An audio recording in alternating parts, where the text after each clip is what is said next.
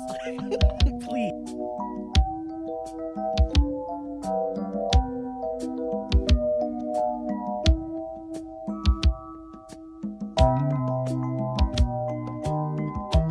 What is up, guys? Welcome back, everyone. Welcome back. Welcome back to another episode of i.B.Artin. Yes. It's Episode your favorite. 6. Episode 6. Episode 6. You're with your favorite host. We're going to be straight up honest with you guys. It has been a day. It's been a week. It's been a week. And today's Wednesday. We're recording on a Wednesday, y'all, by the way. Yeah. And it's been a week. You guys know that we are in a very just dense program right now, and we've been working on our what are we working on, girl? Our integrative plans, projects, our IP proposals. Yeah. And the proposals are about to propose us. So right, 'cause, girl, at this point it is a fight. We are fighting for our lives, but we're always happy to be back in the recording studio, happy to bring content. Ooh, we like that. Ding. Happy to bring content to you guys and excited to get into another topic. Right. Yeah. So all of that to say is just bear with us this episode.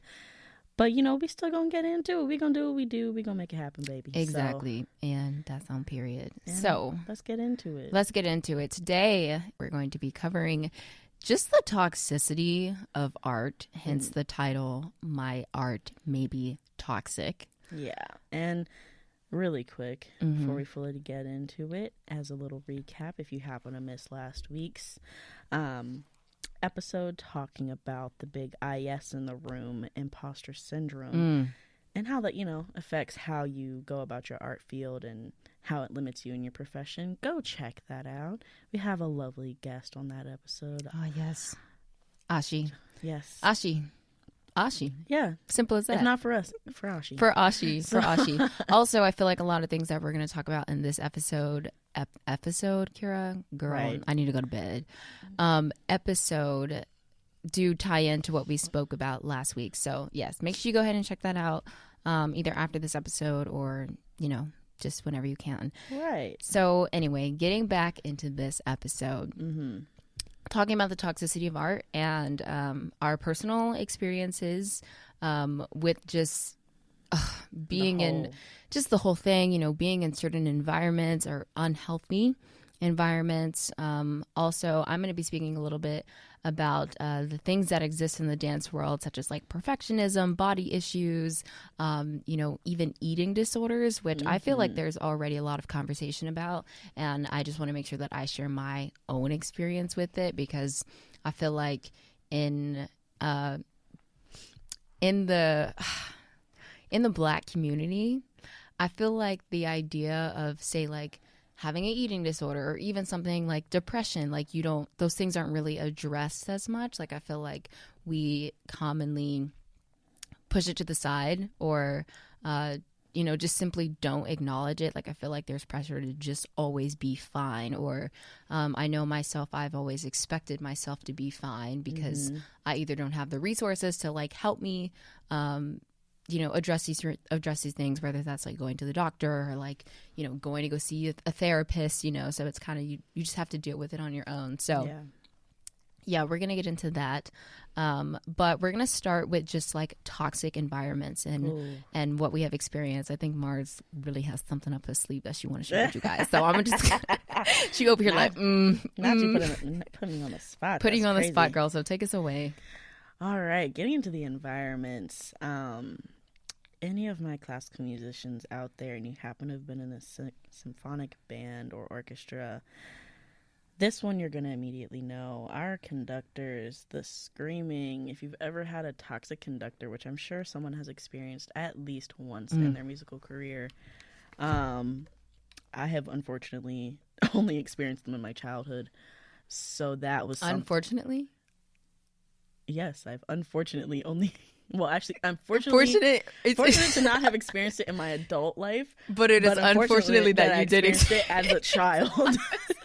That's what I was like, yes. I was like, wait a second, you wanted more? No. No.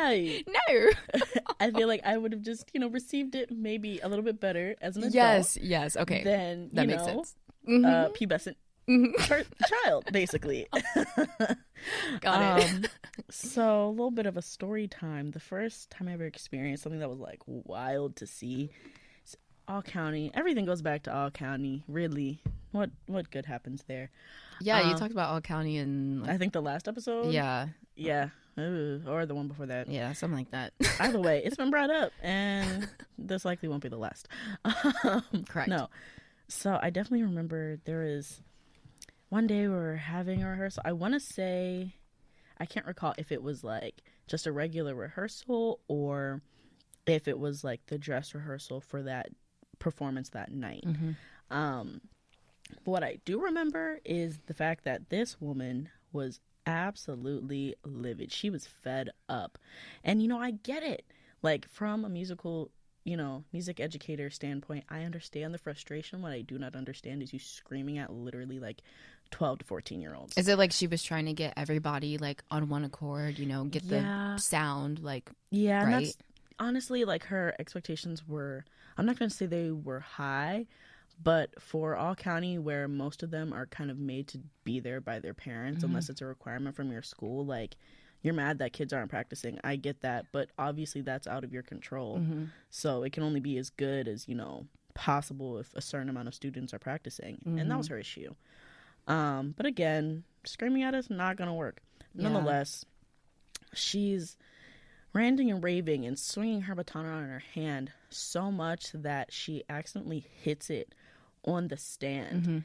And she hit it so hard from like how hard her hands are waving that it broke.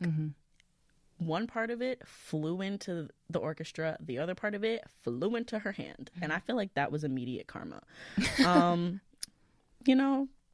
God's timing is always right. You get what you get. That's what you get for screaming at little kids. Right. And I mean, yeah, we were middle schoolers, but like, girl, you don't talk to your colleagues like this. Yeah, I know this for a fact because yourself. My lesson teacher was her employee. And that woman would have left. Yeah. You don't scream at adults like that. So why are you screaming at people who kind of don't want to be there? Yeah, you brought up the word expectation, and I feel like that is like the biggest thing that I don't know, that surfaces or like comes out of what you just mentioned. Because in my experience, like, I, as an educator and having like taught kids, like, I didn't, as much as I loved dance when I was younger, I didn't get as serious about it until I got older, until I matured and everything. And that's when I was able to come into this space and take instruction from teachers and like basically like give them what they wanted and meet their expectations, because I was now putting expectations on myself. And so when you're teaching kids, like, I was teaching kids. I began teaching kids for the first time like 2 summers ago. And I remember I was getting so mad at them that they weren't like, that they couldn't say exactly what I wanted them to do, or that like they weren't paying attention as well as I like wanted them to. And I didn't get it, because I was like, okay, when I was a kid and I was your age, I felt like I was more driven, I was very passionate about doing this, and I wanted to listen to the person in front of the room. But the kids that I was teaching were not the same way. And that's when I was like, okay, Kira, you need to take a step back. Absolutely. Because at this point you're like projecting your own experience that you had as a child, but you're also like placing a giant expectation on them that they just cannot reach. Like, I was also teaching kids. They were recreational kids. So yeah, like you said, like, some of them are forced to be there because their parents like don't want to deal with them during during the middle of the workday, or like, they're just in it as something that's like fun, fun little like after school or summer camp program. And so I'm like, baby, you can't be expecting these kids to be want to be professional dancers. Like, they're here for the vibes and all of that stuff. And so like, but I feel like that unhealthiness, that toxicity comes in, and like teachers end up creating that environment because of the expectation essentially that they're placing on the students. And it's like, absolutely, half of the toxicity that I think we'll kind of end up getting into today, as you were saying that, I kind of realized like, yeah, half of what we're going to be talking about and what we've experienced comes from the leaders within these communities and these experiences of their expectations being set and not being met, and then the reaction to them. And even not even just their expectations and the reactions, but in general, the standards that they set maybe being unrealistic for the group of students they have in front of them at that time. The standard, girl. At that time. I repeat, at that time. At that time. Because you need to adjust every time. Yes, you have to adjust. And you said it yourself, like, if you were older and someone, you experienced that same treatment, maybe you would have taken it. No, you're right. No. Maybe you would have taken it. Maybe I would have experienced it differently. We'll go with that. Oh gosh. Happy Wednesday. Right, girl. Maybe it would have been perceived differently, and you would have known how to better manage yourself, and right. Maybe you wouldn't have even seen it as like toxic, you know, like. That's one thing I wanted to say before we get into this. Had anger issues. I recognize, right? I recognize that like toxic. The word toxic is, I feel like, very subjective in a sense. Like, yeah, like it could be. You know, I feel like, especially when we're talking about it in the artistic world, because just like you said, depending on what age, it might be perceived differently. Right? Yeah, and and I've run into people like. Okay, let me get into like black dance really quick, because I feel like black dance can often be described as toxic because of how demanding it is. Like, they love to yell. And sometimes you're not wrong. Sometimes if it's just like bringing back right. Just like thinking about the memories. Because if you are mentally, say if you're a person who has a lot of insecurities, and talking about say like high schoolers, right, middle school, high school. You're most likely dealing with a lot of insecurities. You're trying to say like find your voice. You're trying to like make friends. Like, life just feels a little fragile, or at least it did when I was, in that little time period, Right. So if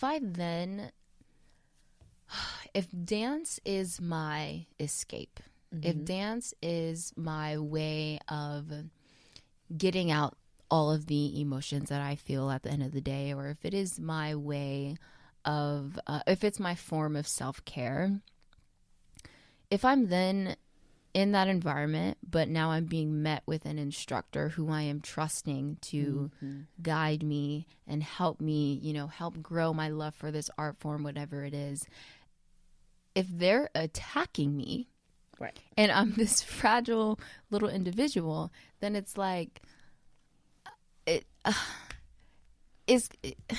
right. It's like, what do I? It's like, what do you want me to get from this? What do I want to get from this? Also, it begins to affect your relationship with dance or with whatever other art form you're studying. Absolutely. At the end of the day, and my experience with black dance and black excellence is the excellence part of it. I feel like excellence is dang near equivalent to perfection in some areas. And it's like when you fall short when you fall short and you don't meet that standard of excellence or perfectionism that your educator has placed on you, then you feel sucky. You feel sucky, you're down, and it feels like you're never ever capable of being the dancer that you want to be. Like, I feel like it's just like really hard, it's like really hard. And I, obviously I can't speak to everyone's experience who has been surrounded in like black dance. And when I say black dance, I mean like dance that's really like heavily, I feel like it's African influence, and it's also just a very rigorous environment, it's like, if I told you to do 5 pirouettes into a split, then like you better do that, and if you don't, then I'm gonna yell at you. Like, I feel like there's just a lot of like aggressiveness within the form, and I'm just like, At least within like your experience, you mean? Within my experience, but also like I feel like as a general like consensus, like I don't know. I mean, I've been around Black dancers all my life, and their experience within Black dance too. Like I feel like they've shared similar sentiments. So, I mean, I'm not trying to speak for it as a whole, you know, because I'm just one person. But in sharing my insights, that's how I would define it as. Okay. And so, yeah, but basically, I'm that person. If you yell at me, I'm a shut down. Absolutely. I'm gonna absolutely. I'm gonna shut down. I genuinely feel like we can get to the same. We can have the same result, the same finished result, whether you yell at me or not. Yeah. So let's take the yelling out of the equation because it comes down to communication. It comes down to communication, and I'm like, if I'm not giving you something that you want, please properly communicate it in a way that is not demeaning, in a way that is not going to make me feel as if I'm incapable of doing anything in my life, especially depending on, like you said, like what age group you are dealing with. If you're dealing with older adults, it doesn't mean yelling is still acceptable, but you know, they might be able to take it more so than a kid. You know what I'm saying? Yeah.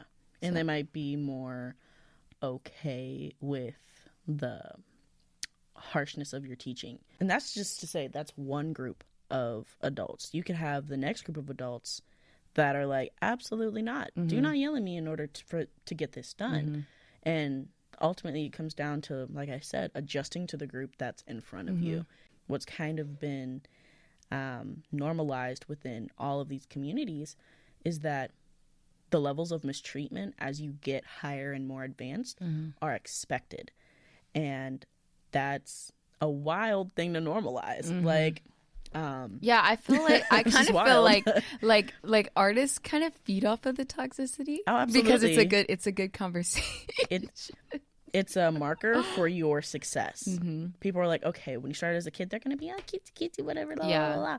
But it's like known that as you get older, and if you're still in it, that as you get more advanced, the people are going to be harsher on you. They're going to be tougher. They're going to be meaner. They're not going to sugarcoat if you're doing something wrong, and they're not going to treat you XYZ way. Like, it's literally, the toxicity is normalized in your success. Yeah. But it's like, it's...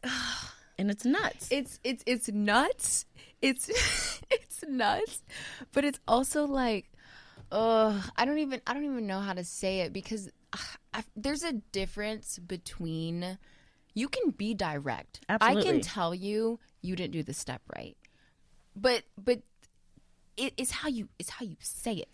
It's how you say it and how you go about it. It's how you say it, and it's like if you're attacking the person, then it's like, okay, we're not going anywhere. Right. You know, it's just gonna throw off the whole mood of the rehearsal or the practice session, and then everyone's gonna be pissy at the end of the day, you know? Absolutely. It kills the vibe for everyone involved, even if it's not directed at everyone. And there's nothing like bad dance vibes. Listen,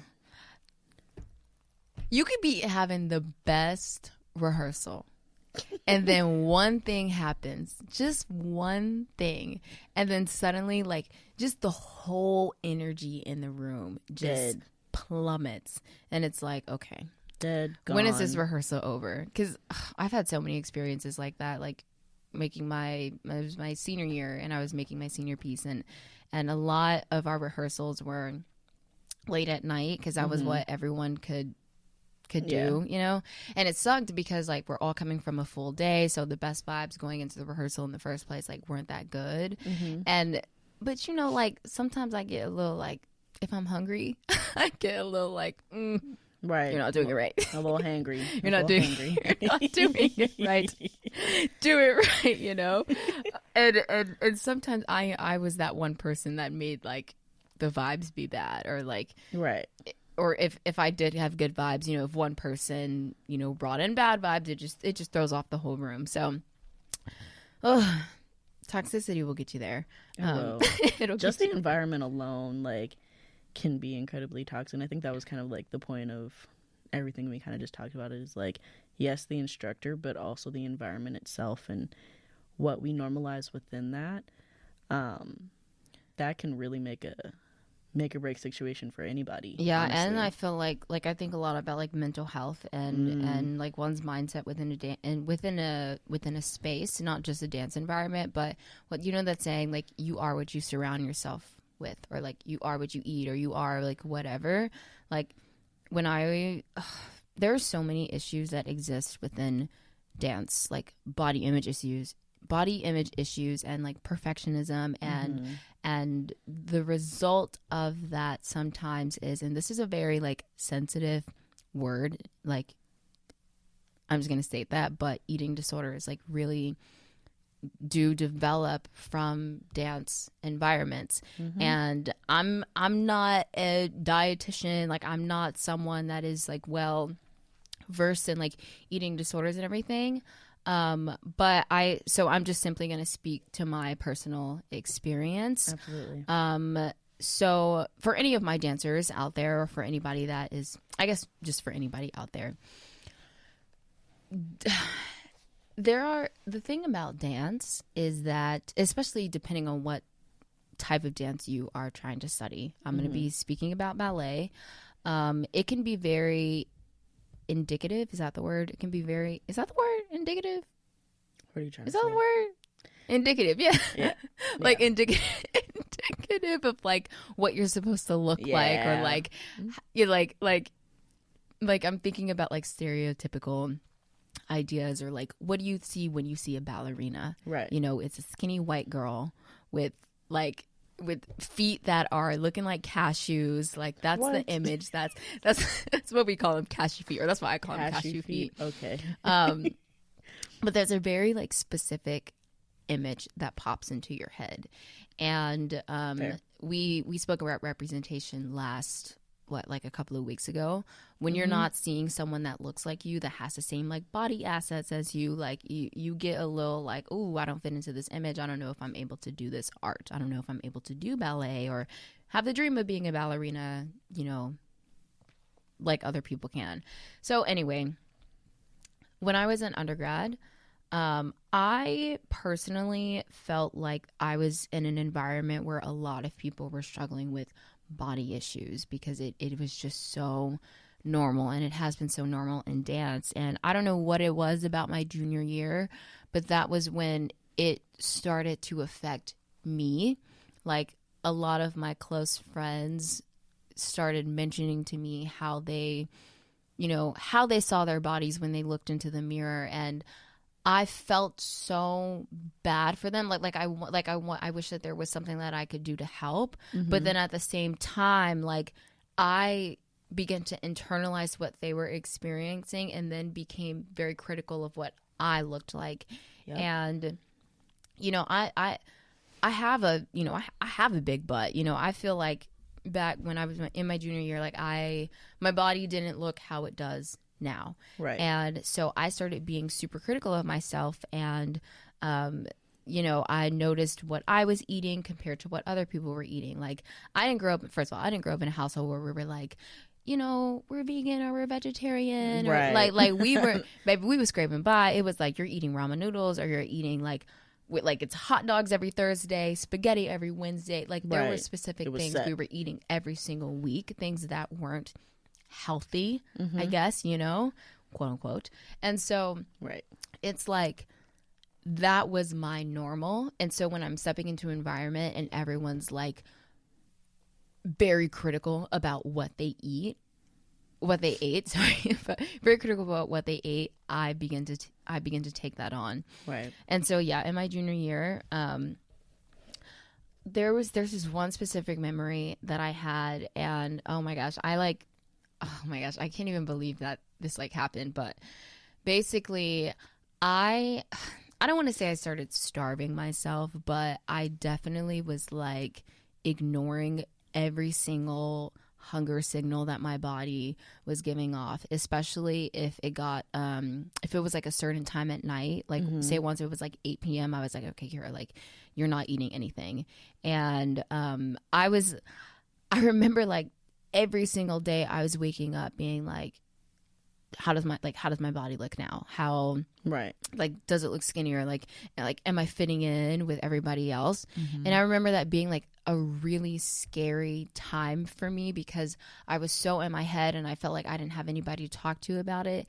And not that I didn't have anybody to talk to about it, but I just didn't want to talk to anybody about it, because sometimes, like, if someone's not going through the same thing as you are, then it's just like, I don't really want to bring it up because I feel like I wasn't going to be met with the advice that I needed or whatever. Or it would be like, you should go see a dietitian, or you should go see like a therapist, talk about this. But I was like, that's kind of scary to do. Right. And also, you don't want to be like formally diagnosed with something like exactly. that. Yeah. Like, I did not want to be diagnosed with that. So I was like, I don't know what to do with that, know? Right.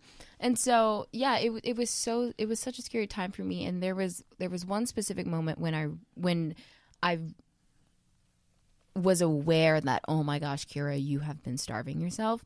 And it was like, oh my gosh, I had like a very heavy rehearsal schedule, and I was allowing myself to eat like once a day, and then like having a little like bar or something, like not enough at all. Right. But it was nighttime and I got in the bed, and I remembered trying to go to sleep, but in my head I was telling myself, you're so hungry, you're so hungry, you're so hungry. Right. But then I was like, no, Kira, like, no, just go to bed, just sleep it off. And I kid you not, it was in the middle, it was like 3 a.m. And I woke up and I was like, food, like, food. I was like, a binge. Food, a binge. And there was a tiny little bag of Skinny Pop popcorn I had in my backpack. And when I tell you, I bust that bag open and started shoving my face with the popcorn. And like, I literally felt like when like, I don't know, like movies or something where like someone like has been starving, like they hadn't eaten for a couple of days, and then they see food for the first time and they're like literally like inhaling it. That was me at 3 a.m. on the floor, shoving popcorn into my face. On the floor is crazy. On the floor, girl. On the floor. Nuts. And I was like, okay, hun, we got to figure something else out. We got to figure something else out. Like what's going on? Like what do you need to do now in order to, quite frankly, save yourself? Absolutely. Like, I knew that this was an environment that I could completely remove myself from because I was getting my dance degree. But I was like, Kira, there are certain things that you can start to put in place to make sure that you are not letting like this, this toxic thing, like just completely like infiltrate you and throw you off and just make you unhealthy. And so from that, I remember I started like limiting my time in the dance building. And when I did eat, I tried not to be as critical as what I was, as critical as I cannot talk today. I tried not to be critical of what I ate. Sometimes I ate alone, and then I would go to dance and then come back and eat by myself. Like I had to give myself a lot of space as well as a lot of grace in order to get through that time in my life. But outside of me, it does make me so sad that like there are a lot of dancers that struggle with this. And I think this is one of the reasons why this, along with the other, toxic things that exist within the dance world and the ballet world especially, is one of the reasons why I wanted to step back from dance, because I was like, you need that break. I need that break. And it became more hurtful for me to be in an environment with people that I couldn't help. Then like I couldn't take that anymore. And it just, for my mental health, I was like, I love dancing, but I am not going to watch other people hurt themselves, kill themselves because of art, because of what? Because we want the perfect extension, because we want the perfect body. Like, there comes a point where I just think it's not worth it anymore. Like, I'm not willing to risk being unhealthy, like I'm not willing risk. I'm just not. There's certain things that like, I don't care how much I love this thing, like, if you matter more than I the matter thing more. itself. I matter more than the thing itself. And I wish that other people told themselves that. Like, I wish Yeah. that was their inner dialogue. Like, having to think about, It's a lot. Yeah. it's a lot. And, you know, last semester I was in the show that you came to, and Yep. literally my day was I would wake up and I would eat one thing maybe around like 3 o'clock, and then because I knew that I had rehearsal at 6, and I was like, I'm not going to eat before rehearsal because then I'm going to go in feeling really heavy during rehearsal. But that rehearsal was 3 hours. Right. So then it's 9 p.m.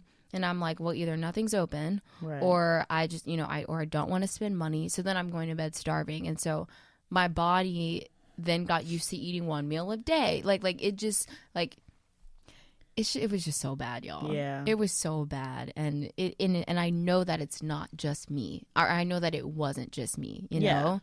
And so I just, like, it just sucks. Yeah. It sucks.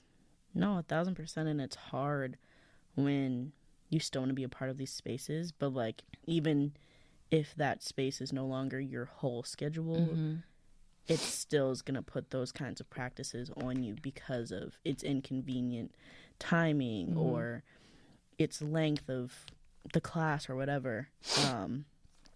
Crazy. What is it? Bypassing my do not disturb. Oh, girl. We'll edit that out. Anywho. Edit. So yeah, no, it's very nuts. And it kind of makes me think about, like, the musician's equivalent is a sleeping disorder. Oh, like excessive practicing. Not even just that, excessive practicing, but also doing so much that's music related to the point where you're literally not getting sleep. Like, you're just doing it for so long that either you end up having to save everything else that's not music related until much later, so then you're staying up so late, or you're saving the other parts that are music related till the nighttime, and then you're all of a staying sudden up. you're still staying You're up still so staying late. up really late, yeah. And it was funny because, well, it's not really that funny, but She's like, well, actually, it's not funny, it's but not funny. It's kind of sad. But like, no, like, I think I first started experiencing that in high school, where I was literally replacing sleep with caffeine because I think I don't know if I mentioned this. I think I may have said this to you, like, outside of, like, podcast stuff, but literally, and my mom can probably remember this as well. Like, my sophomore year of high school, literally, and that's also the year that I decided to do the musical at my school. Oh, wow. She had a death wish. Anywho. Nice. Literally, like, the amount of caffeine I was consuming within a day, high thousands. Like, I want to say, within one day, I would have had maybe 2 Monsters, a coffee, like a large coffee from Oh my Sheetz. God, Mars. Sheetz gas station. If y'all know Sheetz. I don't know what Sheetz is, but If you know a Wawa, if you know, like, a Wawa. a Wawa is a Sheetz version. But, Girl, I don't know what Sheetz. Sheetz is better. Anywho, I am Is Team it just Sheetz. like 7-Eleven? But better. Buc-ee's. Huh? We ain't got that. Okay. Moving on. Yeah, like, these big coffees, I'd have a couple of those within a day. If I had a late rehearsal, that's 2 Monsters right there. Coming home, and I was also a tea drinker anyway, like, just in general, so that's also caffeine. Like, when I say thousands That's crazy, of grams girl. of caffeine in a day as a 15-year-old, just to get everything done. I'm going to sleep at 3 a.m., waking up at like 7, maybe 6, so I can be to school and be ready, whatever, yada yada. And this was Every day. every day. Crazy. Every day. And I didn't even realize how bad it was until at some point I had to up it because what I was consuming wasn't working. Oh my gosh. That's when I was like, oh, this might be. Oh my goodness, Mars. And it was crazy. Like, I didn't really think anything of it because I'm just like, it's whatever. I have things to get done. Because I don't know why I was that involved. Actually, I really wasn't doing much other than schoolwork and rehearsals. That's it. Nonetheless, I noticed the pattern quickly, and so I like stopped it. However, it had a ripple effect for my following 2 years of high school, and then come college, it didn't start again. Just like we got better. We did. We got better. We were a little bit more mindful.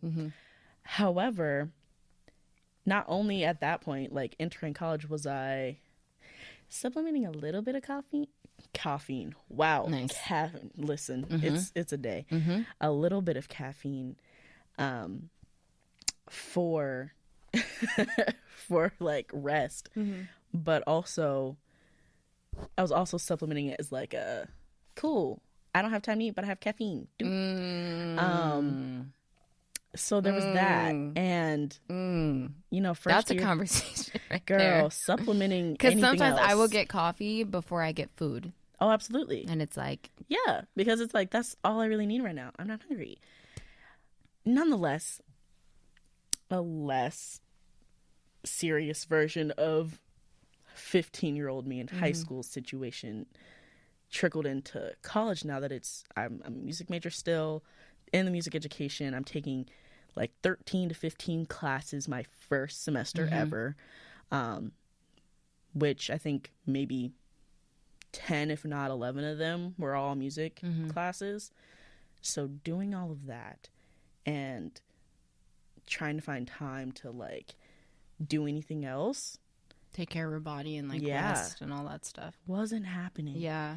So it was like that time all over again. And it's known, like if you're a musician, there's constant jokes that you'll see like on social media if you happen to follow those pages or whatever, where it's like, rest, musicians don't know rest. Like I feel like also with music, it comes home. It comes home and you're with still thinking you. about it. Yeah, it comes home with you, and you can you can take out your instrument at literally any moment of the day or night and practice it, versus like with dance, obviously like it comes home with you too because your body is your instrument, but like if I ain't got no dance studio, you know, if I don't have space in my house to be whipping out turns and you know, just overly practicing, or if whoever I'm doing the dance with, if they're not there, if we're not in the studio space to practice, then yeah, I can let it go for the day, you know. But so it's like, it is to an extent, because thankfully, at least with college, there was the barrier of like a roommate if you're dorming. So so it's like I'm not going to pull out my instrument, right? I can't pull it out. And like, luckily the dorm that it wasn't luckily then, but I'm saying luckily now that the dorm didn't have practice rooms. So if I needed to practice, you would have to like, I'd have trek to walk all like the a way 15-minute across. walk from 12th Street to 4th Street. Absolutely not. Yeah, to get to the building where all the practice rooms are. If it's one thing college did for me when I in my later years, it was made me more lazy. To an extent. A little, because of the distance. Like, I feel like, and I guess I wasn't living on campus my last 2 years, so getting that like distance was a little bit easier. But so I guess I'll speak on my first 2 years of college. Like, you know, I'm on campus. If I want to walk to the dance studio, it's like a 5-minute walk. You know, like it's quick. I'm in there. I can do whatever I want. And I was, you know, you're more motivated when you first get to college. Oh my God, I'm gonna be studious. I'm gonna blah, blah, blah, blah. Right. Just all that extra energy, girl. For what? But then when you get to your later years, I'm like, done. I'm done. I have to get in the car, back out of my parking space, go out of the garage, turn onto the street, then find another parking space, and then get out of my car, walk to the dance studio. Like, it was just a lot of steps. It was just a lot, just practice. And so I was like, okay, yeah, you know, we're just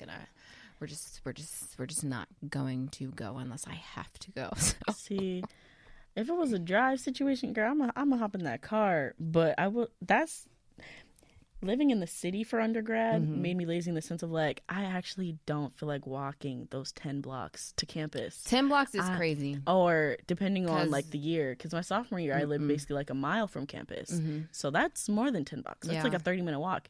Actually, it was really like 20 minutes. It's not that bad. That's still a lot. But either way, and there was a shuttle, but it only came at certain times. And if you didn't take that, you got to take the train. And then even then, you got to walk like 4 It's or a 5 lot blocks just to practice. campus. It was. So it just, it made me like lazy in that sense of like, you know what? We're not doing that. But luckily that dorm had practice rooms. Now my junior and senior year is a different story. Yeah. For a second I thought I got louder and I was like, what? Yo, the way Marsh just looked at me was like, you just looked so startled. And I was like, I think I just became overly aware of my sound.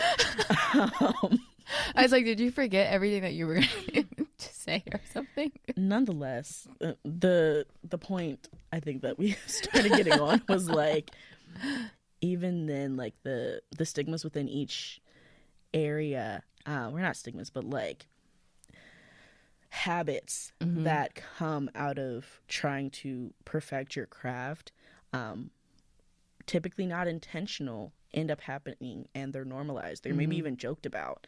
Like they are, bro. they're Can joked we please about. talk about that? They're They joked are joked about. about. Like it. You said it earlier. Like it. Like it's like trauma bonding. Oh, for sure. You know, for sure. And you use it. You say certain things as a means to either like outcast other people sometimes, but also just like simply bond with somebody else. It's like, oh my God, you got hit with a stick too. Me too. Twins. Right. And it's like, do you know what you just said? Right. You know, It's like, say that to yourself one more time. right. Or in a way, in a means of like outcasting somebody, you'll be like, oh, this didn't happen to you. You're not a real dancer. You're not a real whatever. You're not a trooper. Like, you don't know what it means to struggle for your to art. struggle for your art. And I'm like, baby, why does it always have to be a struggle? Like, why does like genuinely, why does toxicity have to like, it's like a qualification for like being an artist. Like, you know what I'm trying to say? Like, it's like, I'm like, what? It just, it's so bad. It is. And it's really funny because that makes me think about also a high school experience, like the musical theater department. It was known that the at the time director over that department, like, flat out saying it, she was a hard ass. And everybody terrified of this woman. Or you were like someone who just didn't care and were like, okay, I hear you. But like, she was someone who was constantly yelling, hollering. Listen, you could hear her from down the hall, up the stairs, on the way on the 4th floor. She had some pipes, okay? Why but are you yelling? Everyone knew it was kind of like, oh, it was kind of the opposite of like, she doesn't yell at the ones that she likes as much, or she doesn't really scream at them or pick on them, but like the ones that she didn't, she was picking on them. She was, nitpicking, doing all these things where it's like, this person is doing worse than me. What's the issue? And it was like all across the department, not even just musical theater, but also like the actors. And so it kind of makes me wonder for like even like obviously other schools, but other disciplines and mediums, what those experiences are for them. So yeah. And feel free to say something. No, feel free to say something. And I also feel like this is probably another conversation that we'll have to bring back, do a part 2 where we have like some others, all disciplines on, music, dance, theater, visual art. Like, what is it like? Like, I don't know, taking like art classes or something. Like, I have no idea. Yeah, because for me, all I can go off of like is what my friends have told me they've experienced, and even then, some are just like, oh, this person's just mean, but it's also the same idea of like, yeah, well, this person's also really good, and they're telling you like this is what they experienced, so that's why they're like this, and it's like, okay, so this is a bigger thing. It's not just them. It's the field. Yeah, it's the field. It's kind of like how you and I even came to, like, be close friends and starting this podcast. Like, we realized that our experience, that it wasn't just us. You know, like at first we might have thought that we were going out and alone, but the minute that we talked, we were like, oh my gosh, you experienced this toxic thing too. Right. So it's like, yeah, this is when you start to realize that, okay, this is probably, like you said, a bigger issue, something that's way outside of me, and like, it's, sometimes it's like a good thing because it does allow us to bond. with one another. It does allow us to, make those connections with people. But it's just on the flip side, it's like, why do we have to trauma bond? Like, why does the point of initiation, like, why does it start with a conversation of bad things that have happened to us? Ooh. Like, why does it start with the combination of bad things? Like, it's like I wish that wasn't the reality for sure. of some experiences, but unfortunately it is.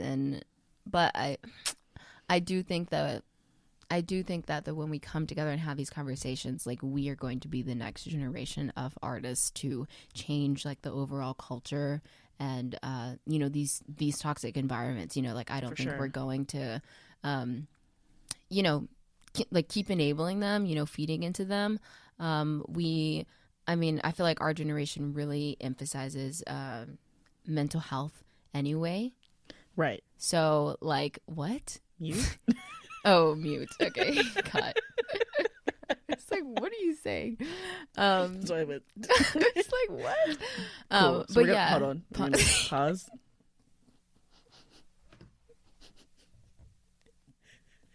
You good? All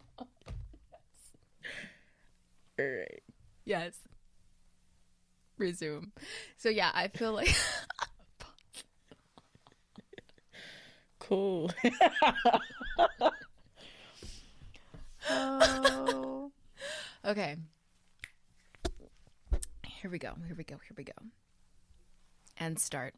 Yeah, I feel like our generation, there has been a surge in mental health talk. Like we're always like, how is your mind? How are you feeling? Whatever. And so as that relates to, like, our future and how we go about being leaders in these spaces, like, I think, like I said, we're going to be the ones to change, those environments, and we're not going to be as quick to be like, gah, gah, gah, gah, gah, like yelling at people or being like, you're not good enough, you're never going to make it, all of this stuff. So we're going to be more considerate of the human. Of the human, baby. Of the human. Yeah. Because, yes, you're an artist, but you're also human. You are a person. You are a full person. It is literally so impossible for you to just, that saying where it's like, leave your feelings at the door. You cannot leave your feelings at the door. You can't do that. And it's like, I understand what they mean, because it's like, yes, if I come into a room and I'm like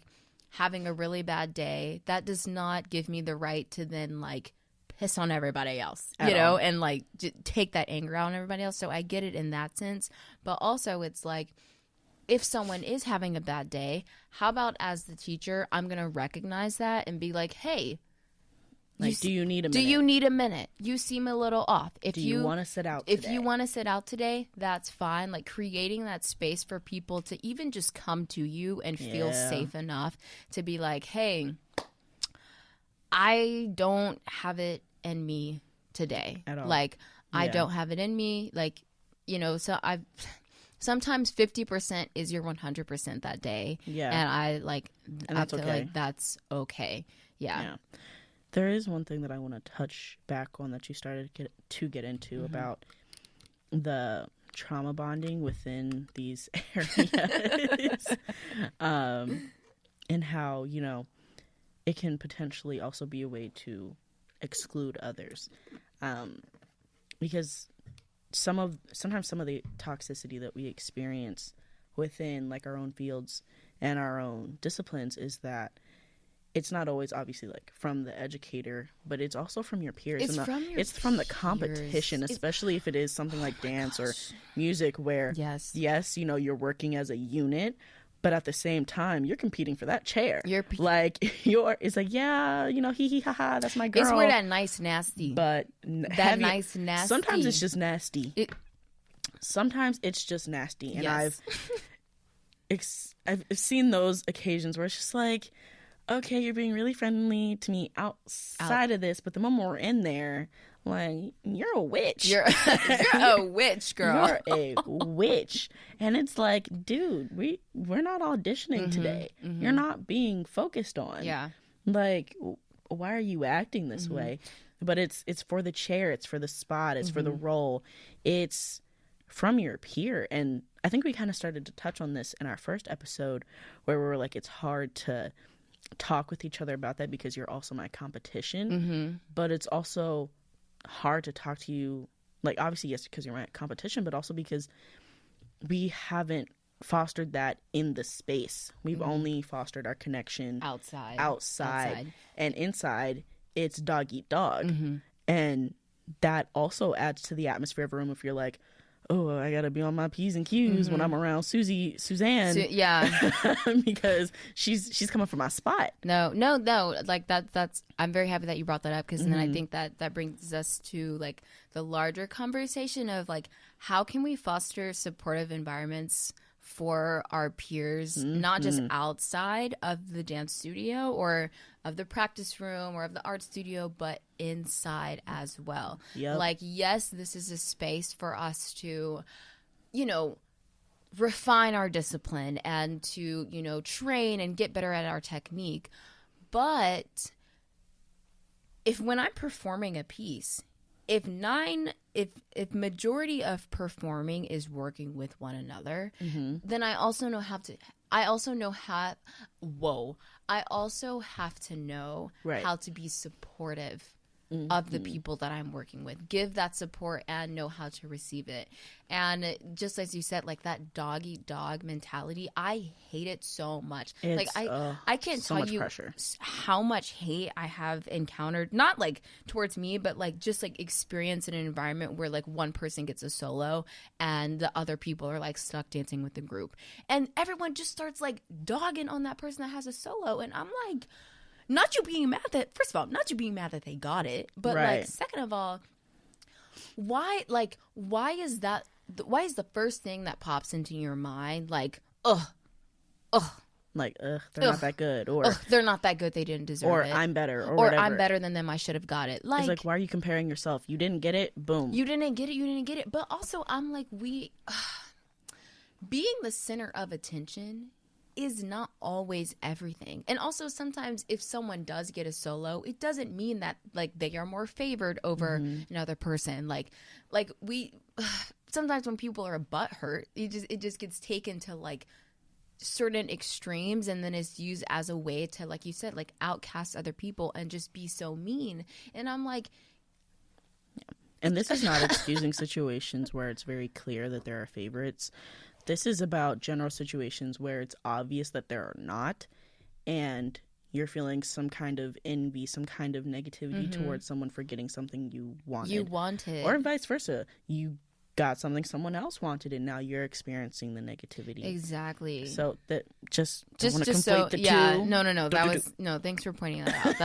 That was perfect. Thanks for pointing that out. But it's like I genuinely hate other dancers. Like I just people in general. Like just completely just being so unsupportive of somebody else's win. You know, like, and it's from my experience. I never felt like I was the person that ever got a solo, which, like, at first I think that I really internalized that, but I didn't see it whenever that happened. I wasn't like, oh, F them, you know, like they got something that I wanted. Like, I used that as an opportunity to be like, okay, Kara, what can I work on? That way then I feel like I'm in the running for a solo or whatever. Like, I always try to turn it into a learning opportunity. Like, there are some, I'm going to just say it. Some people just think that they are just the ish.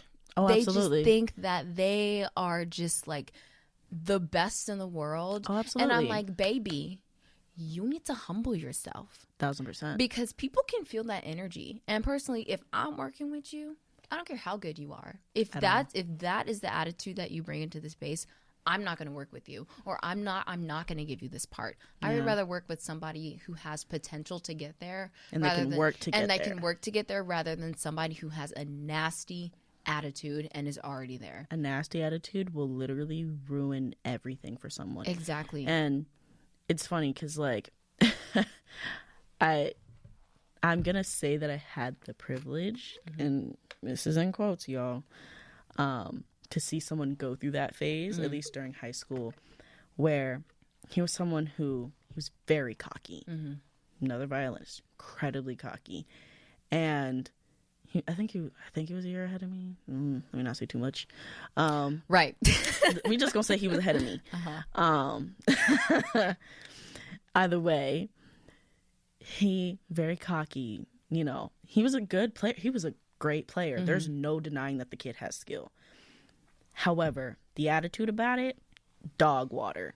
His other peers that were also instrumentalists, I will not say what they played, but they were also the same way.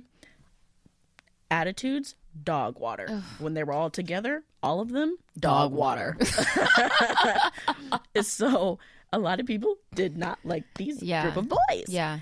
And by the time that they were seniors, they had, kind of started to realize that, like, yeah, you're good, but you're not going to be rewarded for your attitude just because you can be rewarded for your playing. And thankfully, we had our assistant, music director where she didn't play that. And she actually said, like, you're being rude. You're rude. I'm not dealing with that. And she luckily called them out on it, aside from us students. And so they kind of got to grow with her a little bit. And by their senior year, like, I was friends with this kid for the most part. He had dialed back the tude. Because he was good. Yeah, he was good. He was better. He actually was helping others in his section since he was section leader, and also,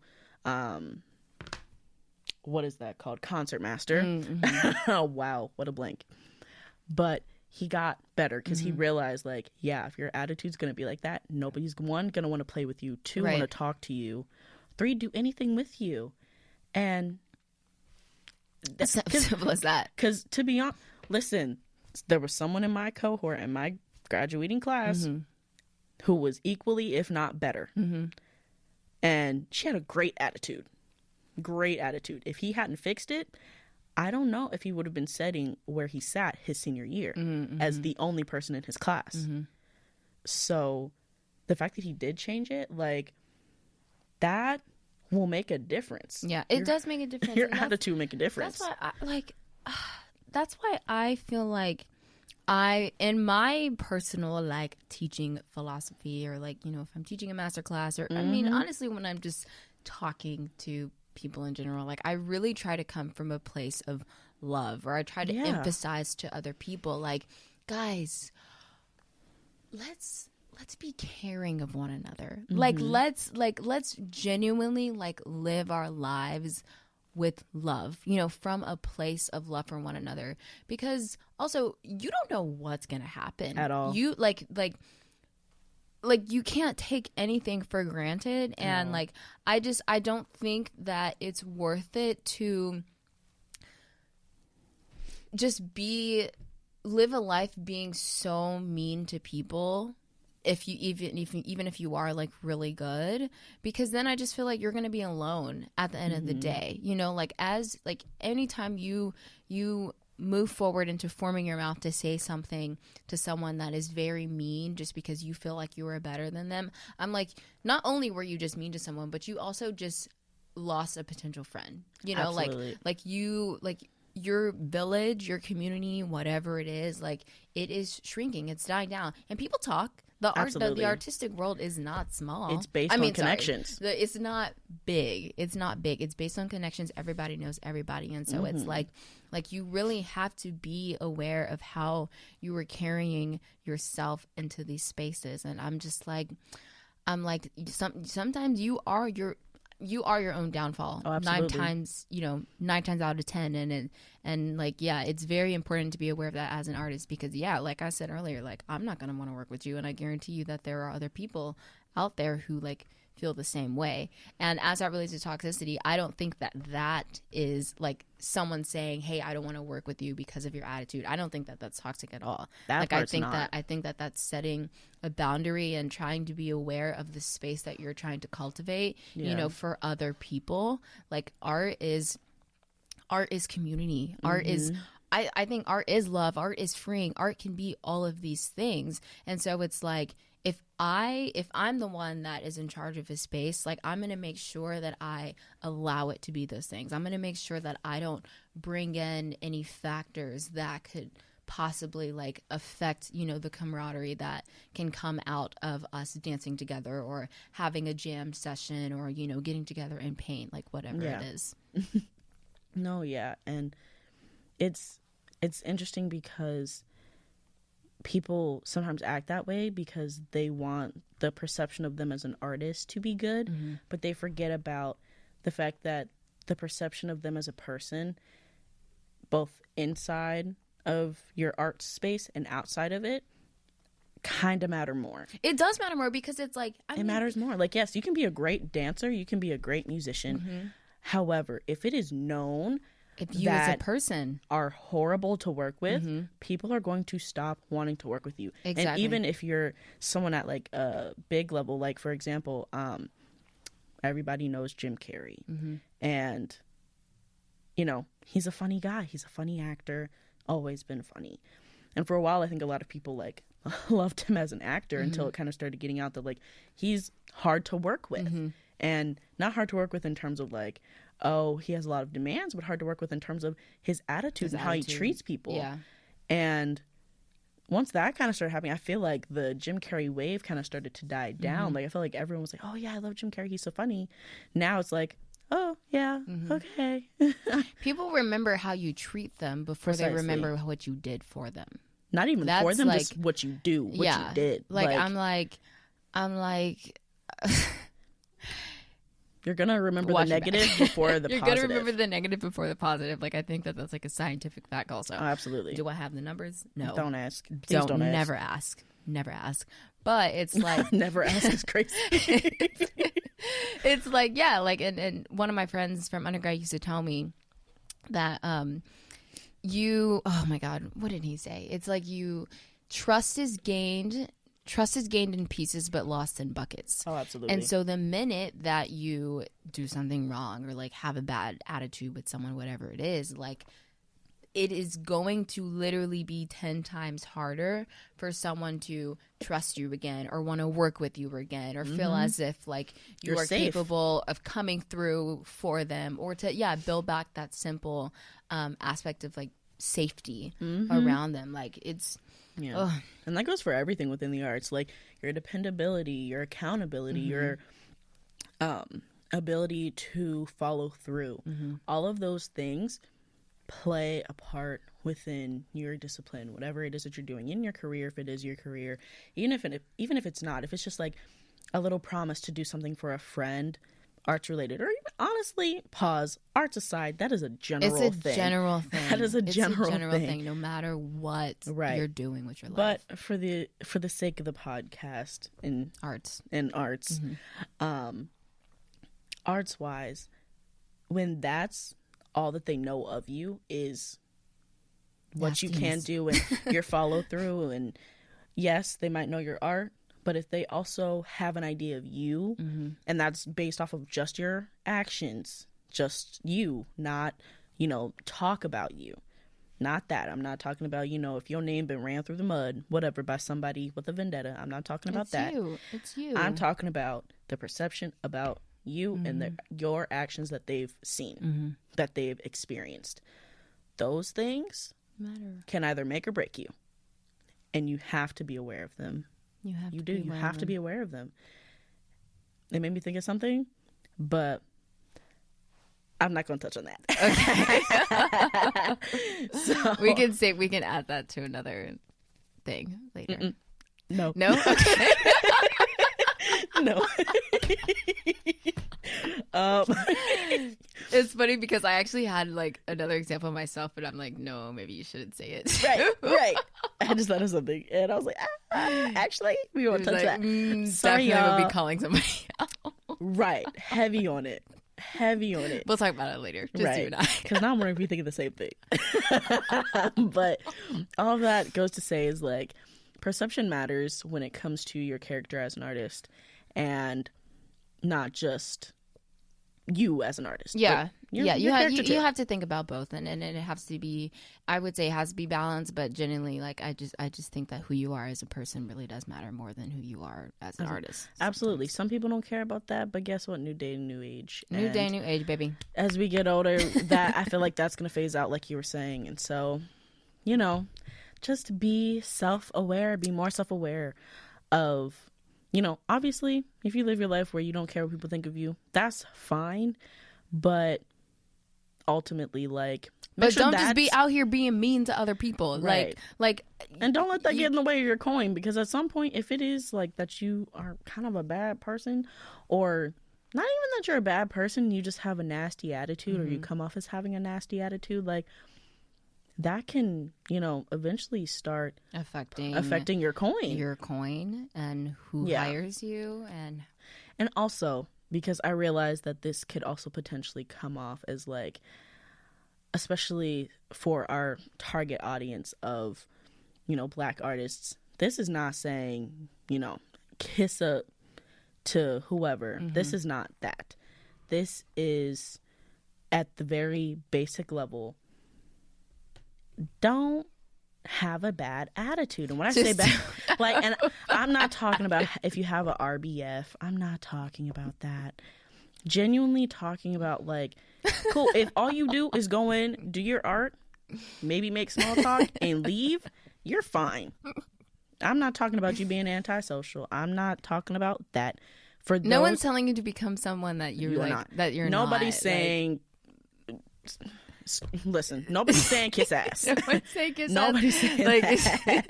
But what we are saying is genuinely, like, if you're going out of your way, this is about those going out of their way to be nasty. Yeah. And looking down on others.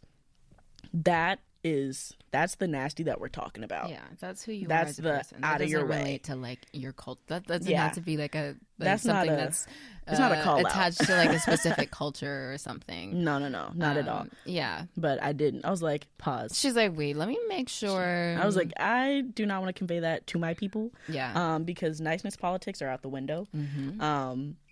So truly, we're not saying be nice. We're just saying don't be nasty. Right. That's it. That's simple as that. But yeah, I think that's kind of the end. I feel like that's the end, of this episode. I ain't got nothing else to say, to be honest. Girl, you know what I'm thinking about, my babe. I'm thinking about this IP. It's Valentine's Day. For us. For us it is. Y'all will be finding this out or hearing this. The following week. The following week. Yeah, the following not this week. Friday, next Friday. Yeah. But we hope that you did have a good Valentine's Day. Right. So sending you all the love on this happy February 14th from Kira and Mars. And thanks for tuning in. Thanks for tuning in, guys. We'll see you next week. Toodles. Bye.